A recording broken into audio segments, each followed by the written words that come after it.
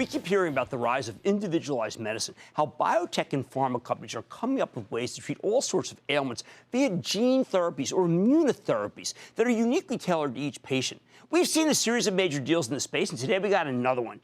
Thermo Fisher Scientific, a company you know we like, the maker of advanced medical equipment. It's basically an arms dealer to the pharma and biotech group, if you want to call it that. And that's that it's buying Cramer Bio. It's a leading gene therapy company for $1.7 billion in cash. Now, Thermo Fisher is a gigantic $107 billion business. But I think this deal tells us a lot about where they see the industry headed in the next 5 to 10 years. Do not take it from me, though. Let's check in with Marc, the president and CEO of Thermo Fisher Scientific, to learn more about the deal and his company's prospects. Mr. Casper, welcome back to Mad Money. Good to see you, Marc. Have a Jim, seat. thanks for having me back. Absolutely, man. You have been just doing so well. And I didn't know you, of course, you'd make the acquisition.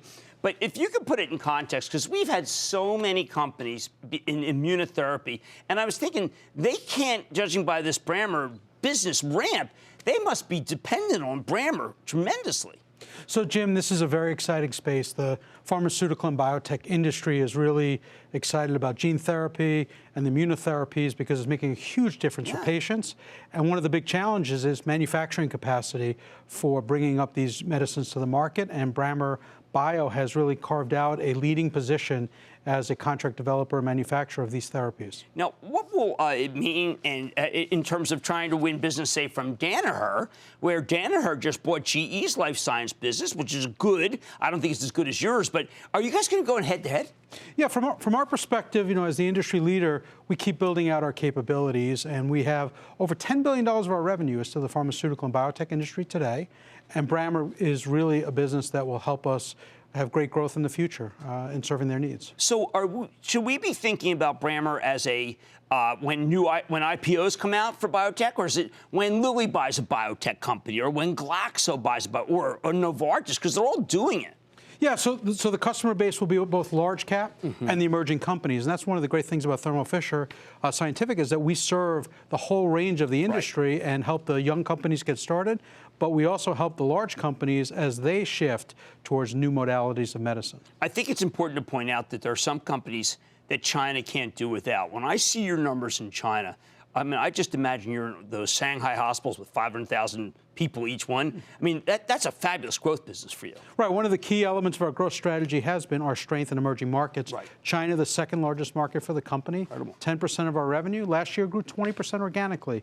The reason for that is the government priorities of expanding healthcare for the population, controlling pollution, improving food safety. Those are things that we enable for them. But I think it's also important to point out that you're a company of great strictures and ethics, and there's some business you have turned down because you feel that some people have been discriminated against. Yeah, with our technologies, they really are for good purposes, right? And they enable our customers to make the world healthier, cleaner, and safer.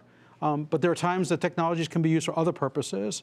And in one particular case, we got a set of facts, we evaluated it, and we made a decision that we would discontinue the sale of the And this products. is gene screening, to be fair, and it's something that none of us would like to see in our country. I know that. When you talk about $1 billion you invested in R&D last year, what are you getting for that? Yeah, so we have a really exciting portfolio of products that come out of that very large R&D investment. One area that we're excited in is precision medicine, and our sequencers have done really well in helping doctors identify the right therapy for an individual specific type of cancer. So that's an area that's really been a focus for us in terms of R&D. Do you think it's too small that these immunotherapies, some people tell me, Jim, don't get caught up in the bubble. Some of these illnesses are for 500 people and 1,000 people.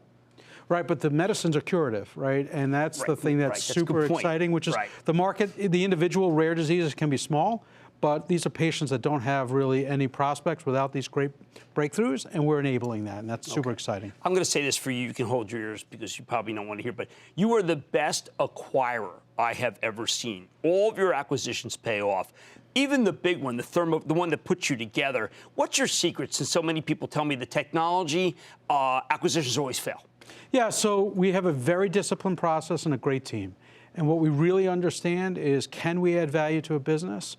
And most things we look at, we pass. But the ones that we do, we are convinced that we're the right owner and our track record is very strong in terms of creating value. Well, in strong, so people know, is when you see not just revenues additive by buying the revenues, but by the organic revenue growth. And you've got high single digit. A lot of people don't have that. Yeah, last year we grew our business 8% organically. That's fantastic. And all of the major acquisitions that we've done over the years, we've accelerated their growth meaningfully, taking businesses that were growing below the company average, and now they're growing well above the company average. I want to ask you something that philosophically worries a lot of people, including the president and his people.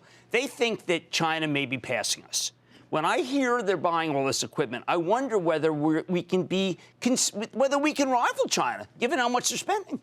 Yeah, in terms of where the breakthrough science is coming today, it's coming from the U.S. Okay. It really is. In terms of the pharmaceutical industry, biotech, I mean, there's the cluster.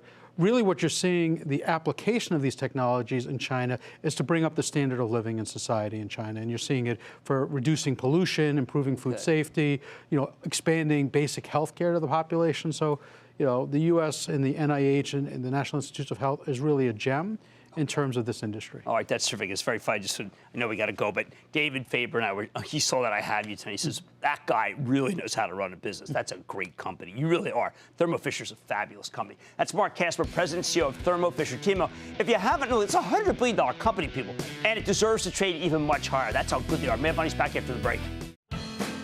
Booyah! Jim Cramer here from Mad Money. Thanks for watching CNBC on YouTube. Click here to subscribe and get the jump on my exclusives with CEOs, plus market news, investing advice, and a whole lot more.